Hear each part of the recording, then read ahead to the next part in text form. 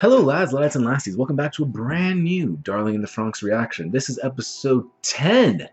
My name's Josh and, actually the last few episodes, it's not really been filler. I don't know. When it comes to anime, it's hard to say if it's filler or not. But, I mean, they've all been so good. They're all just bangers. We had the beach episode, we had the boys versus girls episode, then we had the Goro confession episode where it was a little more action-packed. But last episode, Goro got stuck inside of a Klaxosaur. He was going to blow up his Franxx to destroy it in a sacrifice. Ichigo came, she saved him, and after they destroyed the Klaxosaur, Goro confessed to her, and Ichigo didn't really say anything back. She's like, I can't answer you. And Goro, he completely understood. He just needed to get it off his chest. My man. So that was pretty much that was really just the recap. Not a lot of plot heavy stuff has happened. Like there's not like this overarching overarching arc. Yeah. There's not like this overarching plot that's been happening so far. Like the first 6 episodes, that was Hiro getting to pilot with 02. That was like the big, like that was the plot line. It was Hiro. We understand him. We're just following him now. Now it seems like we're following every character equally. Like Hiro's not like that. Like he's still like a main character, but he's not like the biggest part of the show anymore. It's like everyone's getting their own time to shine. I'm just ready to get into this episode. If you lads want to see the reaction, sadly because of YouTube's copyright system, we can't host the reaction. So just go down, there's going to be a couple links below, choose the one that works best for you, come back for the discussion, because, you know, some of the best parts happen in the discussion. It's the breakdown, it's the what can we possibly see. 02 keeps mentioning that everyone's going to die, so hopefully that doesn't come to pass. Hopefully she's just wrong, she's just a cynic. And, well, let's just get to this reaction. I wonder if we're going to focus on someone else. I mean, I don't know, well, let's just see. Let's see what this episode has for us.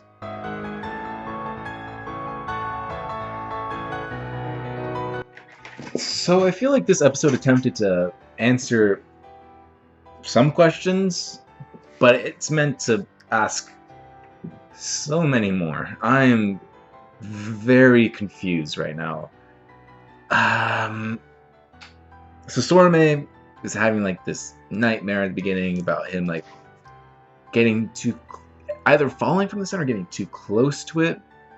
And after he met the grandma, the granny, he stopped those nightmares. I'm gonna have to re-listen. Well, I'll re-listen to it when I'm editing the reaction. I can't remember exactly what that nightmare was. I think it was him falling from the sun. So what is going on with all this? They act like they need permission to become adults. It's like a, do you want to upgrade your child? Do you want to upgrade your teenager into an adult? They act like that's what they need, which I guess no one's told them. I mean, obviously no one's told them about growing and stuff, unless they do need permission. Yeah, I don't know. But the city, man, how does Zorome go like, I can't wait to live in the city after he's seen it? It's dead. Nobody speaks to each other. Like, it's just so sad. It's after everything he's been told about how great adults are, how great their mission is, the brainwashing that he's had. It's just sad, man.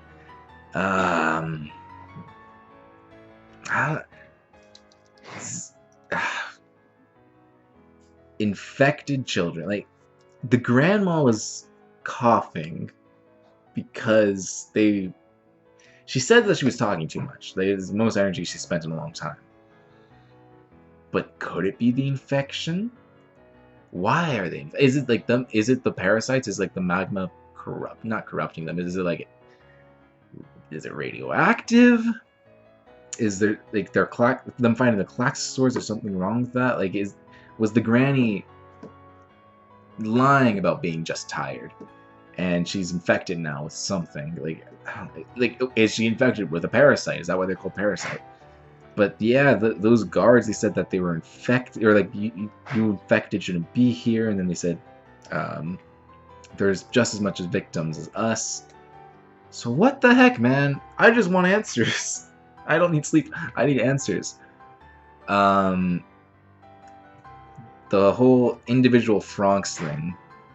It seems like I might have been I might have been onto something in the sense that last episode I was saying, are they trying to like experiment with Squad 13 because like all the other squads, they're good, but they're not good enough.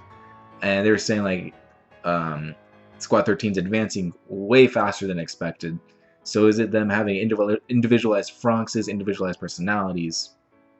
Is that why? Is that the experiment? Is that what they're trying to do here? And Zorome kind of stated why they're in girl-guy pairs. Like the guys, the controllers, like the girls power it, the guys just have the urge to protect them. So he kind of explained why they're in those kind of pairs. But I'm just so confused. I feel like there's like some massive lore here that's being withheld for some either mid-season reveal or end of the season reveal. But yeah, man, I just feel bad for Zorome. I mean, the guy's drunk so much of the Kool-Aid. But I guess it could also mean... Oh, sorry. I guess it could also mean him not having a dream anymore. It could also mean him not wanting to be an adult anymore. His fascination with it is over now because he's seen a sucky life. That guy getting his dopamine through that machine is just disturbing. That smile that he was giving,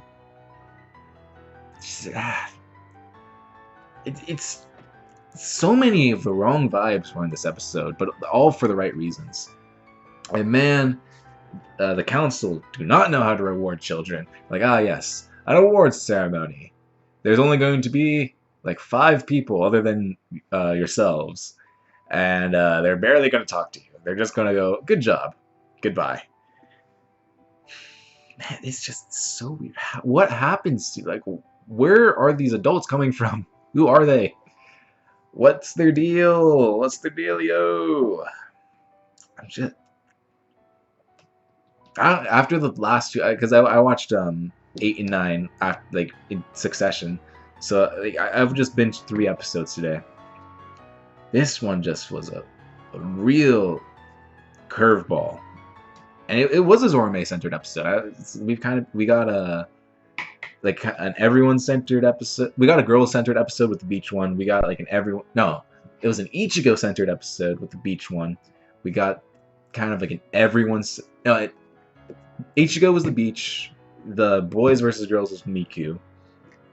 The last episode was Goro. This episode was Zorome.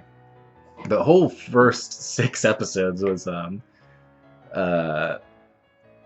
I'm just blanking on their names now. Hiro and 02. So I am waiting for this Futoshi solo episode because that's just going to be a ton of fun. I don't think we're going to get it though. I feel like of everyone, that's a character that they might skip, sadly. But yeah, 02 thinking. Can she sense? Like, can she sense the whole like council wanting to move them up? Like, they didn't tell her, but still, like, can she sense in her gut, or is it just that she knows that she's due for a test, and she's kind of like getting like, because this episode she was very different than she was during the boys versus girls episode. Last episode she wasn't really in it much. She's kind of just her negative self. But what's the testing? Is it to see if the Klaxor blood is getting stronger with it? Why do they test her? No idea. And like one of the guys said, I'm glad to be with one of the former 9. Like, is she a general? Is she like in the top? Was she in the top 10? Franxx's? I have no idea what these people are talking about. And then like the granny said, I tried treating you with one of our med kits, but you just have a different body than us. So the med kit's solely for adult use. But because she did say that she played with the settings of it and she was able to go like with pet mode. So like teenagers, they need different dosage of the med kit, or is it like literally different body? Like What is up with the lore of this universe? I don't know. I just feel really bad for Zorome. I mean, he says that is the dream or the nightmare that he had, the dream of him falling from the big yellow ball. It's over now. But that could also mean that the dream of him wanting to become an adult and wanting to live in the city is also over. I hope it is. Like that's tragic. Like it's sad that his like lifelong dream, it's over now.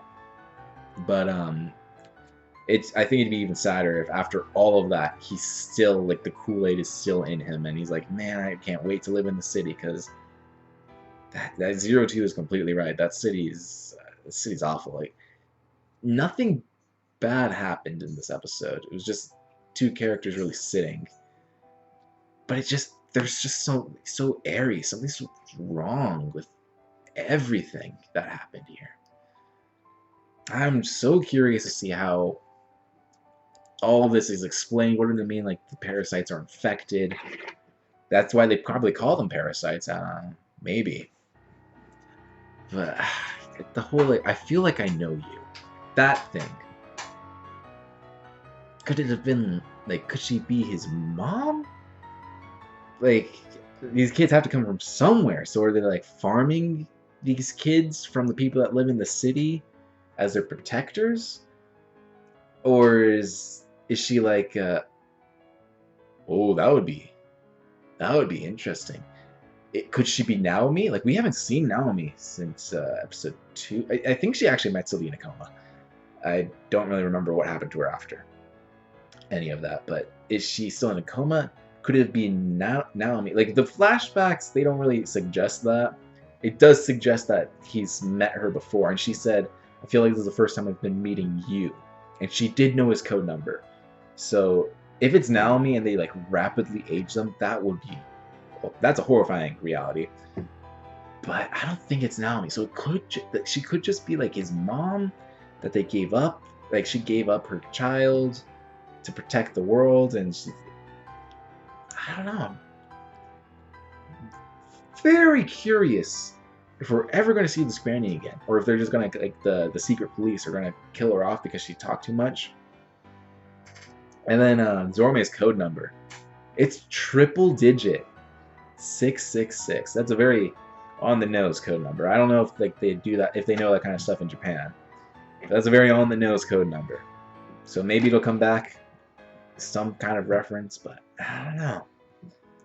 I have so many questions. I feel like nothing was answered. I don't know why I said that they try to answer some questions. Nothing was answered. More questions are made. Hopefully they explain them soon, because I'm very curious what the heck this show has. Like, what the lore is, any of that. Just give me anything. Just answer something.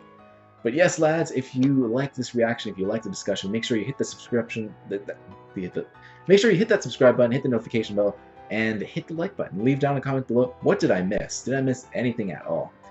And, man, I'm just really curious to see what this show does next. We got a little bit of the aftermath with the whole confession thing between Goro and Ichigo, but they barely had any screen time this episode either. Ichigo, like, saying, just talking too loud, like, thank you, sir, but this is a group effort. I'm so honored. Adorable. And then Goro kind of laughing at her. Yeah, I mean, where are we going to go next with this show? Hopefully, next episode's a Futoshi solo one or Kokoro solo. I don't know. Maybe. We'll see. But yes, lads, that's all for today, and I'll see you in the next one.